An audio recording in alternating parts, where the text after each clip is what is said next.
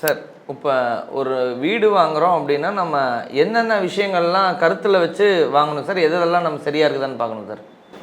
முதல்ல இந்த வீடை விற்கிறவர் உங்ககிட்ட பேசுகிறவர் வந்து முதல்ல ஓனரான்னு செக் பண்ணணும். ஓகே. ஓனர் தான் உங்ககிட்ட பேசுகிறாரான்னு. அது உங்கள்கிட்ட வந்து ரியல் எஸ்டேட் பண்ணுறவங்க பேசலாம், இல்லை புரோக்கர் பேசலாம், இல்லை சொந்தக்காரன்னு சொல்லிட்டு அவங்க பேசுவாங்க. யாரோ இடத்த யாரோ வந்து நான் ரெஜிஸ்டர் ஆஃபீஸில் வந்து கையெழுத்து போடுவார்னு சொல்லிட்டு இருப்பாங்க. முதல்ல பார்க்க வேண்டியது ஓனரை பார்க்கணும். ரெண்டாவது வீடை பார்க்கணும். வீடை உடனே பொசிஷனில் கொடுப்பாங்கன்னு பார்க்கணும்.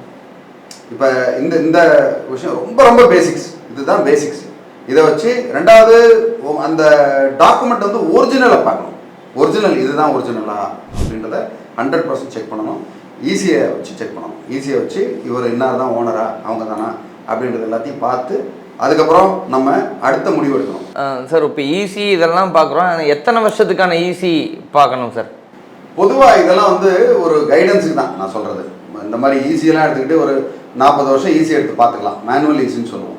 ஓகே, ஒரு 90களுக்கு முன்னாடிலாம் வந்து கம்ப்யூட்டர் கிடையாது.